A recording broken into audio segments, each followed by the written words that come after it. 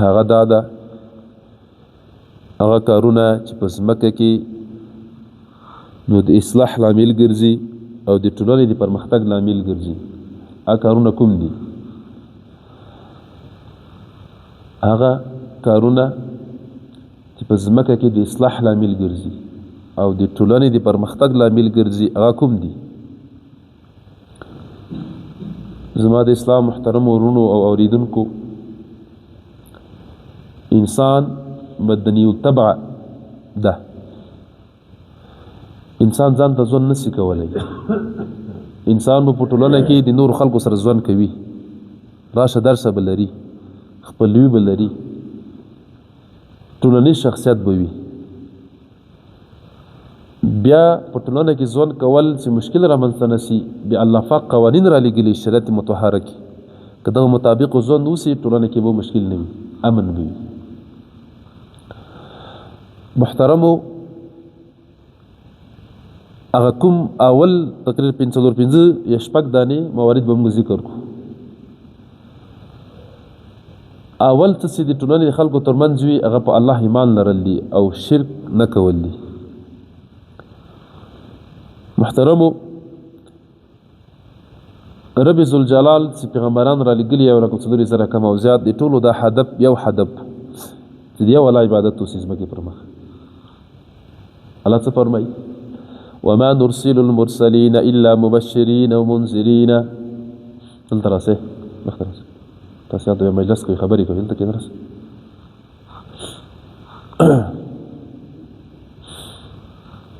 نو دوی چې موږ را لېږلي دي مرسلین پیغمبران، مبشرین زیری ورکوونکي په نعیم په جنت سره، او منذرین له جحیم نه له دوزخ نه.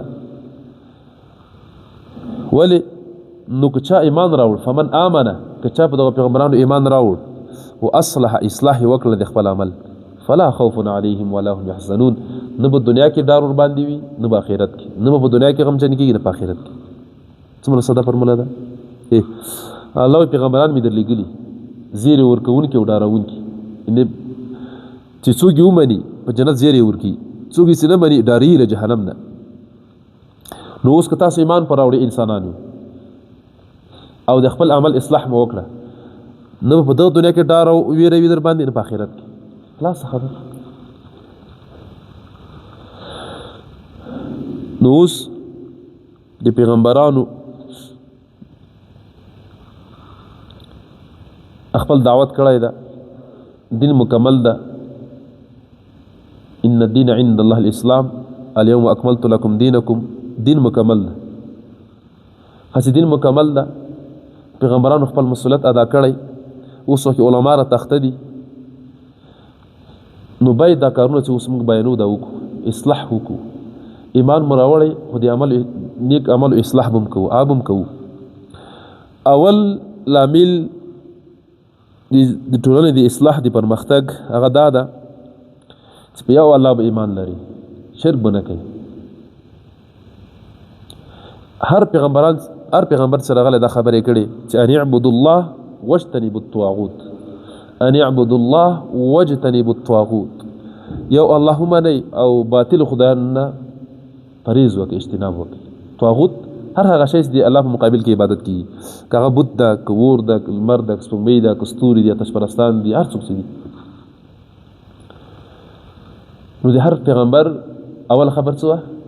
چې لا اله الا الله، لا اله الا الله. اګو تاسو فکر کړئ کله چې الله باور عقیده وي کنه، نو په ټولنه کې امن وي، سکون وي، ارامتیا وي خلکو په ترمنځ. ځکه موږ په دې عقیده لرو چې موږ خالق الله ده او د نیکو کارو توفیق دی راکوي، له بدو کارو چې ساتي دایم وساتي، او آخرت کې ورسره مخامخ کېدونکي یو. هلته د نیکو اعمالو بدله راکول کېږي، د بدي حساب را سره کېږي. نو چې الله باندې څومره عقیده پخه وي، په آخرت باندې پخه وي که نه، سړي بیا ګناه نه کړي، بیا فساد نه کوي په ټولنه کې. دویم شی چې هغه په ځمکې اصلاح لامل ګرځي، د ټولنې پرمختګ لامل ګرځي، هغه امر بالمعروف او نهي عن المنکر کول دي. څنګه محترمو موږ تاسو امت ته غوره امت ویل سوی ده. ولې؟ قرآن کریم کې راځي الله عز وجل فرمایي کنتم خیر امة اخرجت للناس تأمرون بالمعروف وتنهون عن المنکر یأمرون بالمعروف وتنهون عن المنکر. تاسو بهترین امت یې. ولې؟ تاسو داسې امت یې چې په نیکویو به امر کوئ له بدیو به خلک ژغورئ. بهترین امت یې. کنتم خیر امة اخرجت راباسل سوي یې. امت محمدیه موږ تاسو دغه لپاره پیدا سوي یو چې عمل معروف وکړو او نهي عن المنکر وکړو. موږ دا وظیفه ده.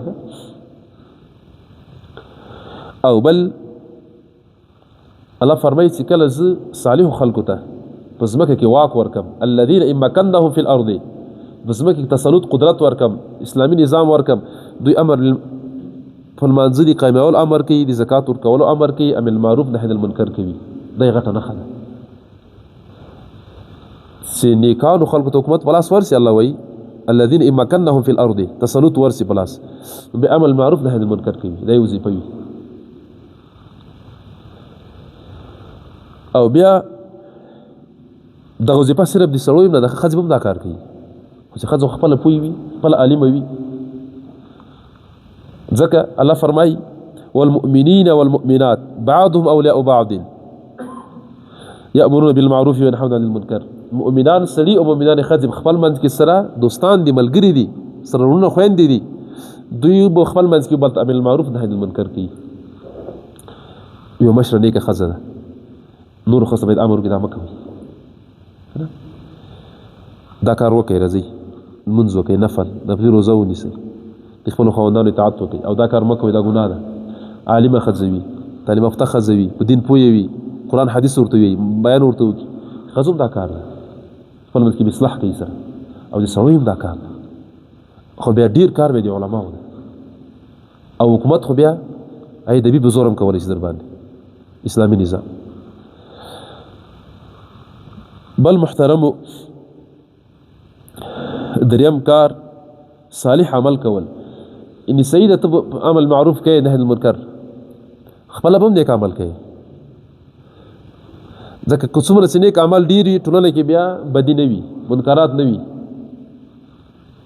خو چې منکرات نه وي ټولنه خپل منځ کې خلک سره خواږه وي سره ګران وي جنجال نه وي.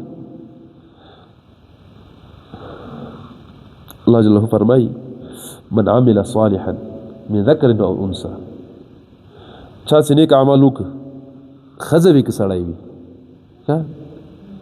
ښځه وي که سړی خو چې نیک عمل کوي نو وهو مؤمنون دای مؤمن وي کافر نه دی. کافر نیک عمل بدله دغه دنیا کې الله ورکوي آخرت ته نه ځي.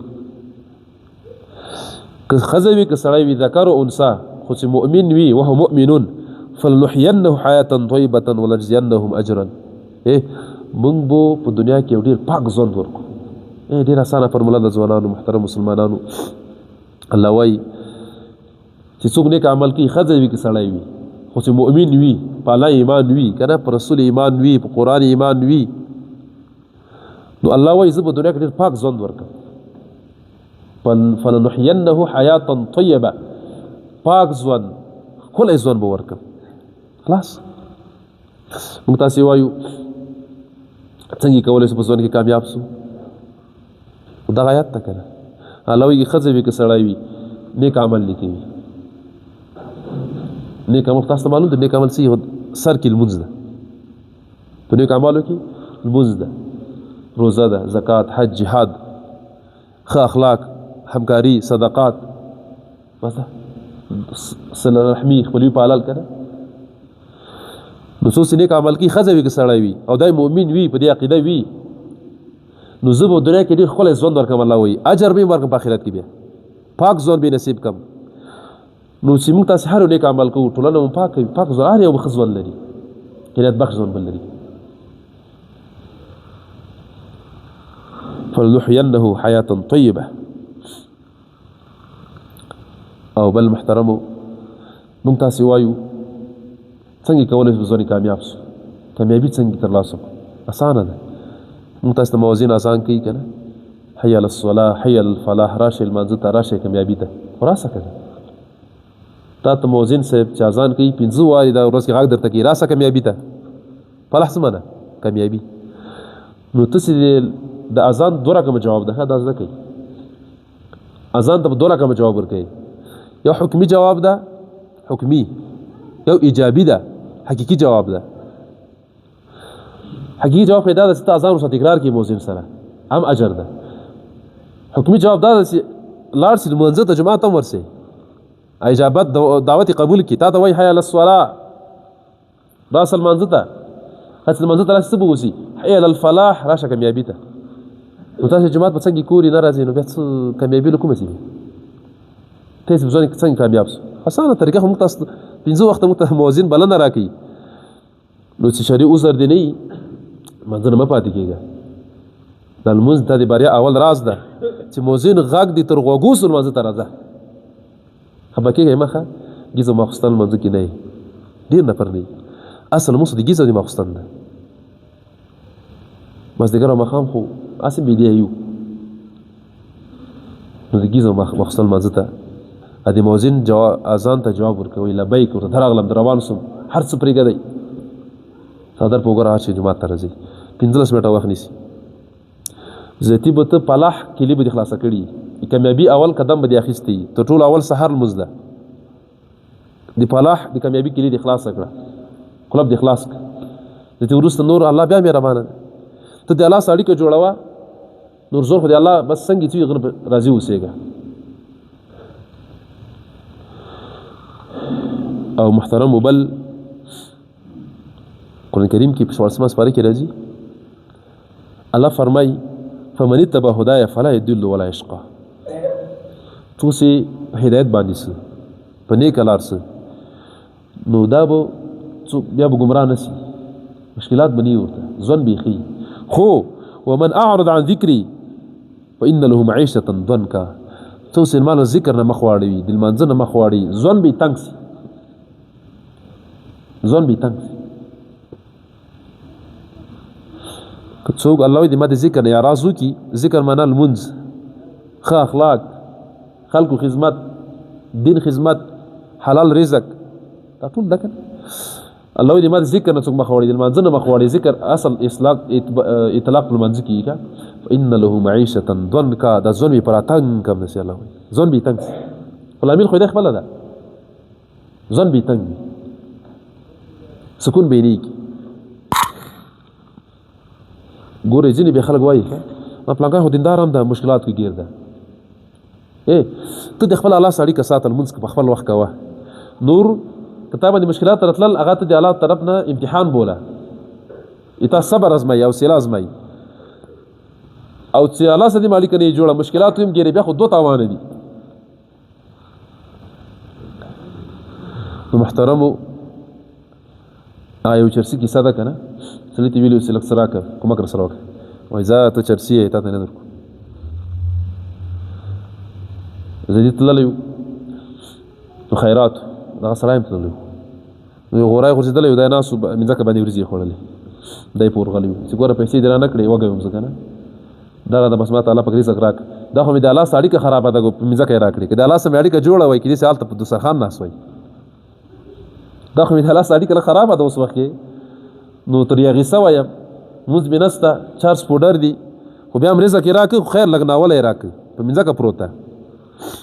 نو تا د ګور تا ما ته کومک ونه کړه بیا ما ته الله خپل الله رزق راکړه ته په دې غره نه سې چې تا پیسو د زه محتاج یم.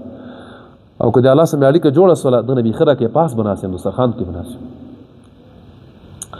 نو محترمو د الله سره چې اړیکه جوړې لمونځ دې په خپل وخت وي بیا که امتحان راځي ته بیا الله نه اجر غوښتنه کولی شي. او دا په یقین څه درته وایم که نه اکثره مشکلات چې موږ تاسو باندې راځي د خپل اعمال له وجې راځي که اعمال مو ټیک نه وي قسم درته کوم کله کله سړی سخت مشکلات کې ګیري که نه ګیله کوي داسې ده واسې ده دا ولې دلته هم د رب سره اړیکه جوړه نه وي هغه یې ما سره اړیکه هغه همسې پرېږدي په خپلې مخې ته بس څه کوې کوی الله مرسته بیا نه وي سره او چې د رب سره د اړیکه جوړي که نه نو بیا مشکلات ملایکې مرسته سره کوي مشکلات دې حل کېږي کله کله کې وي تا صبر ازمایي. او بل محترمو څلورم دا ده د امیر اطاعت کول د خپل امیر خبره منئ. امیر د هیواد په سطح امیر المؤمنین څه پر امین به مني د خپل ولایت په سطح څه د کور په سطح څه د خپل مسجد په سطح د خپل امام خبره منل لکه امام د جماعت د کلیوالو امیر وي، نور مسلمانان چې مقتدیان وي اقتدا یې پسې کړي وي، دغه امر منئ لبیک ورته وایي، مشوره ورسره کوي. او د خپل کور کې د خپل پلار خبره تاسو باندې امیر د منئ، د کلي مشر وي ملک وي دغه خبره منئ تر څو چې په ناروا امر نه کړي. د خپل مشر خبره منئ، د خپل تر خبره منئ، نو دا ټول امیر کېدلی شي. د خپل نیکه خبره منئ، نو دا تاسو باندې امیرین دي. نو د امیر اطاعت چې کوي ټولنه کې بیا مشکل نه راځي، نه په کور کې بیا مشکل راځي، اطاعت چې په جې وي کنه. او پنځم نمبر چې په ټولنه کې د ټولنې پرمختګ لامل ګرځي، د اصلاح لامل ګرځي، هغه حدود یا قصاص قایمول دي. علما لیکي چې کله په ټولنه کې حدود قصاص حاکم کی کنه تر سره کیږي، دا داسې ده لکه څلوېښت ورځې په ځمکه باندې باران اورېدلی وي. قرآن کریم کې راځي کنه ولکم فی القصاص حیات یا اولی الالباب، ای مسلمانانو تاسو ته په د قصاص کې ژوند ده، عبرت ده. دغه چې یو قصاص تر سره سي په دغه سیمه خو څه کې ټول مسلمانانو کې ورته تغیر راځي. په ټول ملک کې کوم اسلامي نظام تر امر لاندې کنه ټول بیا ګناه نه کوي، ډارېږي وایي ما باندې سبا داسې کار کوي. ژوند خیر ده که یو نفر نه یو نفر کم سه، خو د نورو ژوند وژغورل سه. که ته ډاکټر ته ورسې تا ته وایي دا ګوته کې د کینسر د سرطان ده، دا نه پرې کوو، که دا پرې نه کې ټول بدن ته غځېږي، کال بعد مړ کېږي، نو ته به د ګوتې نه تېرېږي که نه، که د ټول بدن نه تېرېږي د یوې ګوتې نه تېر سه نور بدن به دې پاک سالم پاتې شي. نو داسې دا بد شخص په ټولنه کې بیکاره شخص، فاسق شخص، ګناهګار شخص، قتل کوي، غلا کوي، زنا کوي که نه، نو دا داسې ده لکه د سرطان دانه، نو دا به دا ګوته ته پرې کړې ټولنې نه نور بدن به دې سالم وي، نور ټولنه به بیا سالم وي. او محترم شپږم کار چې په ټولنه کې اصلاح لامل ګرځي هغه د خلکو ترمنځ صلح کول دي. ډېر بهترین عمل لکه پیغمبر اسلام مبارک صحابو ته فرمایي داسې یو عمل در ونه ښیم چې صدقې نه بهتره ده، وایي چې د خلکو منځ کې اصلاح راولئ، که دوه نفر سره خفئ جوړوئ، سره یو ځای کوئ، اصلاح یې کوئ. ځکه رب ذوالجلال فرمایي بسم الله الرحمن الرحیم انما المؤمنون اخوة فاصلحوا بین اخویکم، د مؤمنان سره ورونه دي، خپل منځ کې دیني ورونه دي، د کلمې په تار سره ګنډل سوي دي، نو دوی په منځ کې روغ جوړه کوي، اصلاح راولئ. سره خفه سوي که نه لږ هغه ته ورڅه خیر ده، که لږ څه دروغ ورته ویم جایز دي، پروا نه کوي، که توریه ورته وکړه نواز سره جوړ کړه، ورته هغه ډېر پښیمانه ده، ویلې چې د فلانکۍ څه څو ورځې کېږي زه خفه یم که نه، نو ښه مې نه دي کړي، ډېر ښه سړی ده، هغه ته ورسه بیا هغسې خبرې ورته وکړه، سره یو ځای. نو موږ تاسې به د خیر خلک یو، الحمدلله پوه خلک یو، علما تقاریر ورته کوي، بیانونه ورته کوي، د خلکو منځ کې به اصلاح کوو، دوه نفر به سره جوړوو، منځ کې به تیږې نه ټکوو، نور به نه سره په شخړو به یې نه سره اړوو. نو دا چې کله خپله مې یو سړی نیک سي نور هم نیکۍ طرف تشویق کوي، ټولنه خپله اصلاح کېږي، خپله خلک ښه کېږي، خپله یې ګناهونو مخه نیول کېږي، مینې محبت ژوند ته لار برابرېږي. ځکه ګورئ تعلقات خپل منځ کې مسلمان سره خفئ، حدیث شریف کې راځي، د ابو داود شریف حدیث ده من هجر اخاه سنة فهو کسفک دمه، څوک چې یو کال د مسلمان ورسره خبرې ونه کړي هغه د وینې یې توی کړي وي، لکه چې وځلی وي، دومره ګناه لري. 3 ورځې نه اضافه سي ګوره ګناه ده ښه، یعنې که یو کال پورې ورسره ونه غږېږي د خپل مسلمان ورور سره، خو دې کې یو څه تفصیل شته بیا، نو دا داسې ده لکه د وینې دې توی کړي کسفک دمه. تشریح پکې دا ده چې دنیا په سر وي، پیسې، کور، ښځه، موټر، دکانداري، داسې نمره جنجال دغو. البته که داسې وو یو سړي کې دیني شرعي مشکل وو، نږدې د پلار دی ده، ورور دی ده، ښه ملګری دی ده، منځ یې نه کوو، یا بل لویه ګناه یې کوله، خو ته به اول ورسې ورته دا کار چې کوې دغه مه کوه، او که چېرته دغسې اصرار سره یې کوې، یعنې که دغسې بېلمازه ګرځې، بیا ما ورته ملګرتیا نه کېږي، بیا ما ورته وروري نه کېږي، بس نور به سره اوسېږو به هم، خو سلام کلام به نه وي، بیا یو کال نه بیا 3 کاله مه وځه، بیا مشکل نه لري، ځکه دا شرعي عذر دی کې بیا جایز ده. خو اول به دا خبرې چې په تا کې دا ګناه ده دا مه کوه، او که کوې بیا ما ورته خدای په امان. نو که دنیوي په حساب تر خفه بیا ګناهګارېږي، 3 ورځې نه زیاتې خبرې بندول، تر دې چې یو کال پورې سره ونه غږېږي لکه دوی وینې دې توی کړي وي، لکه وځلی دې سي دومره ګناه لري. نو محترمو نن موضوع دا وه چې په ځمکه کې د اصلاح راوستل او د ټولنې د پرمختګ لامل ګرځي څه دي؟ 5 شیان موږ ویلي. اول دا و